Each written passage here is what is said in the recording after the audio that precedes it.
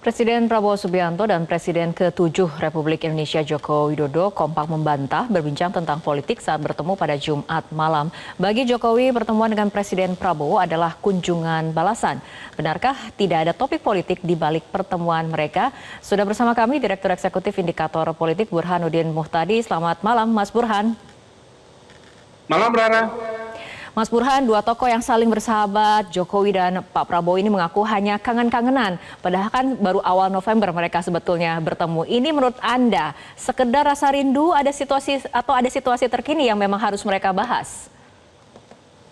Saya kira dua tokoh politik penting, satu presiden yang sedang menjabat, yang satu lagi adalah mantan presiden bertemu, kalau hanya sekedar makan ayam goreng, itu menurut saya terlalu tidak mungkin.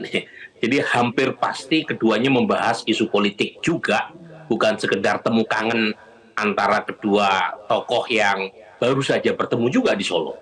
Jadi pasti ada pembicaraan berkaitan dengan isu politik, termasuk yang paling hangat adalah soal pilkada dan isu Pak Jokowi dipecat ya dari PD Perjuangan tentu juga akan menjadi bahasan ya yang diperbincangkan oleh kedua tokoh ini. Tapi kan kemudian kedua tokoh ini sama-sama membantah berbicara mengenai politik, membantah berbicara mengenai pilkada. Bagaimana menurut Anda? Yaitu panggung depan, Rara. Jadi dalam politik ada panggung depan, ada front stage, ada backstage, ada panggung belakang. Nah, panggung belakang ini yang kita tidak bisa ketahui karena nggak punya akses untuk mengetahui perbincangan antara Pak Jokowi dengan Pak Prabowo di ruang makan ya tadi malam. Nah, sebenarnya panggung belakang ini jauh lebih otentik, jauh lebih jujur ya. Dan tentu saja kita masyarakat awam tidak mengetahui apa yang diperbincangkan di belakang. Tetapi saya kira pembicaraan politik mengenai isu-isu aktual menjadi bagian dari diskusi. Termasuk sangat mungkin Pak Prabowo meminta pendapat, meminta saran dari Pak Jokowi terutama berkaitan dengan kebijakan-kebijakan yang tidak populer yang harus ditempuh, misalnya soal kenaikan PPN 12%, termasuk isu-isu politik mutakhir, terutama yang berkaitan dengan statement ya, dari Sekjen PD Perjuangan yang mengatakan Pak Jokowi sudah tidak lagi menjadi kader PD Perjuangan. Dan tentu kalau misalnya Pak Jokowi bergabung dengan Gerindra, itu Pak Prabowo atau Gerindra seperti mendapatkan jackpot. Ya. Jackpot untuk 2029, karena kekuatan Gerindra menjadi bertambah, terutama dari basis Pak Jokowi yang kita tahu cukup signifikan, terutama dalam memenangkan calon yang diusung oleh Partai Gerindra seperti Pak Lutfi di Jawa Tengah. Jadi cuma apakah Pak Jokowi bersedia masuk Gerindra, itu kan masih misteri juga yang belum kita ketahui jawabannya sampai sekarang. Nah, mengenai hal itu, Mas Burhan, seberapa besar menurut Anda peluang Jokowi ini kembali masuk ke partai politik? Apakah dengan Gerindra ataupun dengan Golkar misalnya yang sudah menganggap Jokowi sebagai anggota kehormatan? Iya, ini saya kira wajar ya kalau Pak Jokowi diperebutkan oleh banyak partai, termasuk Partai Gerindra sebagai partai yang mengantarkan Pak Prabowo sebagai presiden, kemudian Golkar, ya.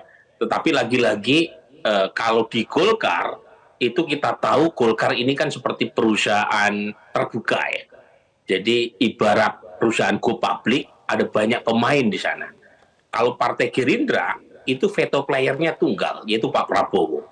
Jadi kalau misalnya Pak Jokowi masuk Gerindra, tentu dengan asumsi Pak Jokowi tidak akan bisa maju lagi sebagai presiden, sehingga tidak dianggap sebagai tanda kutip ancaman ya oleh Pak Prabowo atau oleh internal Partai Gerindra, dan secara objektif diharapkan punya dukungan elektoral untuk memperbesar basis Gerindra. Jangan lupa Rara, Gerindra di Pileg 2024 itu ada di urutan ketiga. Jadi Gerindra bukan partai terbesar pertama atau kedua, artinya Gerindra membutuhkan tambahan suara di luar dari captive yang selama ini mengidolakan Pak Prabowo. Dan kalau Pak Jokowi masuk ke dalam, itu saya sebut tadi jackpot buat Gerindra. Sementara Pak Jokowi tidak bisa maju lagi sebagai presiden. Sementara masanya diharapkan mampu membuat Gerindra menang di 2029. Cuma masalahnya kan Pak Jokowi pasti punya hitung-hitungan juga. Kalau masuk Gerindra, apa plus minusnya? Dan tentu saja buat putranya ya Mas Gibran yang tentu saja juga masih punya masa depan politik dan seterusnya. Hitung-hitungan semacam itu saya kira tidak akan diputuskan oleh Pak Jokowi dalam waktu dekat, apalagi beliau juga mendapatkan tawaran banyak, bukan hanya dari dari Gerindra, tapi juga dari Golkar, bahkan Nasdem juga, Bang Surya juga pernah menawari Pak Jokowi, termasuk PAN. Jadi Pak Jokowi pasti akan memikirkan matang-matang soal pilihan partai politik pasca, ya tidak lagi menjadi bagian dari PDI Perjuangan.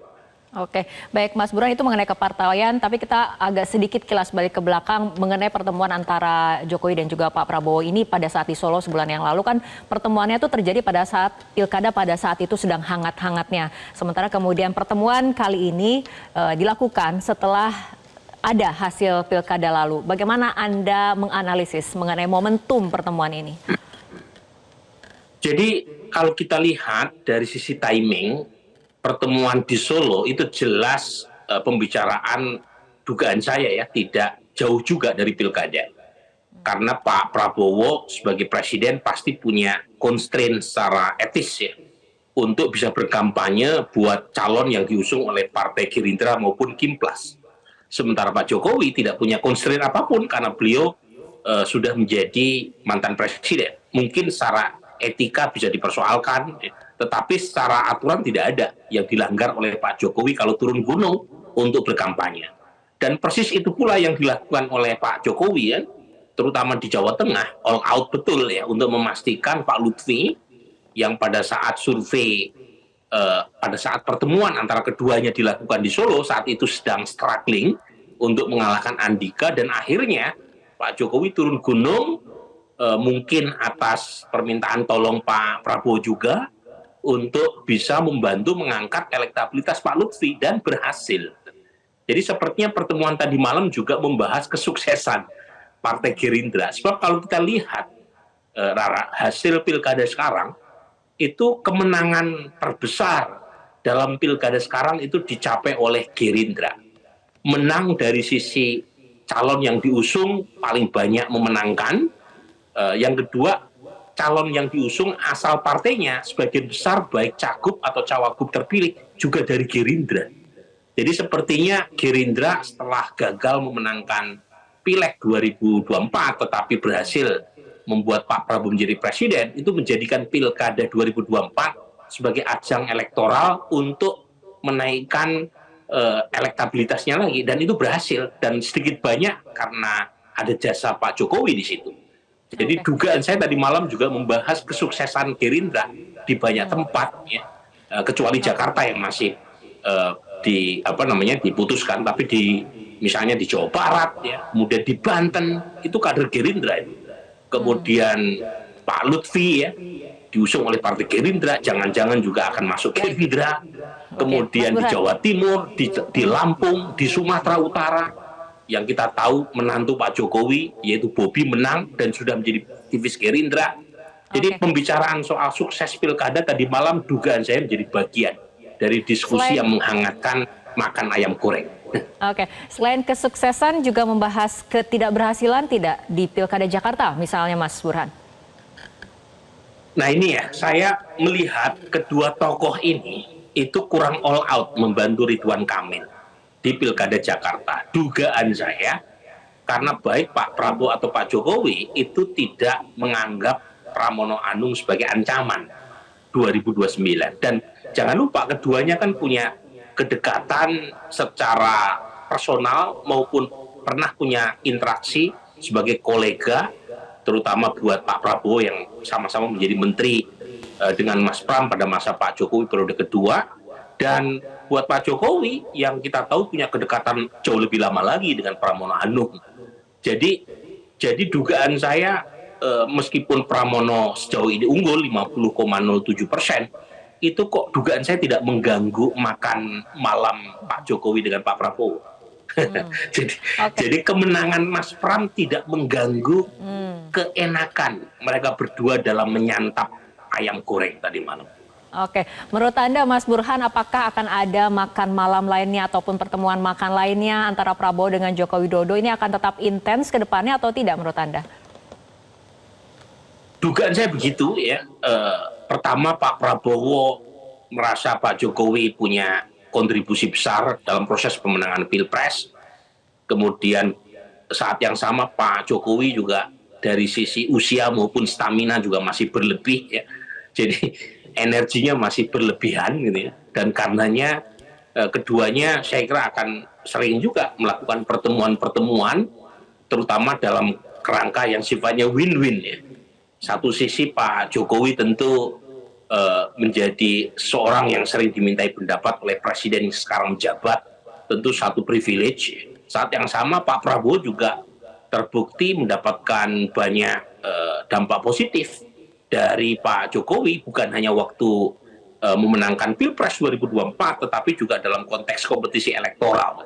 Jangan-jangan ya, Rara, ada pos formal yang disediakan oleh Pak Prabowo untuk Pak Jokowi, misalnya sebagai ketua Dewan Pertimbangan Agung. Karena Pak Prabowo kan berkali-kali pengen mengatakan ingin menghidupkan kembali DPA, lembaga yang sudah dianulir pada masa reformasi, tetapi Pak Prabowo mengacu pada pengalaman kakeknya ya, yang pernah menjadi ketua DPA atau anggota DPA pada masa Soekarno, pengen menghidupkan itu lagi. Dan kalau misalnya DPA berhasil dihidupkan kembali, bukan tidak mungkin Pak Jokowi akan menjadi bagian dari Dewan Pertimbangan Agung. Jadi ini lagi-lagi menunjukkan keduanya masih punya hubungan yang mesra, gitu. Sesuatu hal yang saya kira akan membuat ya elit politik terutama dari PD Perjuangan akan semakin berat gitu ya, terutama dalam kerangka elektoral ya. Karena kalau keduanya bersatu, ya Gerindra kemungkinan besar akan tampil sebagai pemenang 2029 dan Pak Prabowo akan kembali lagi terpilih. Tentu dengan asumsi tidak ada perubahan. Politik kan sangat mungkin terjadi perubahan ya, hari ini mesra bisa jadi terjadi isu yang memecah kemesraan mereka, tetapi kemesraan keduanya ini jelas memberi satu pertanda baik buat Gerindra dan Pak Prabowo. Oke, baik, kita tunggu saja bagaimana dinamika politik ke depannya. Terima kasih Mas Burhan telah berbincang bersama kami malam hari ini. Jelajahi cara baru mendapatkan informasi. Download Metro TV Extend sekarang.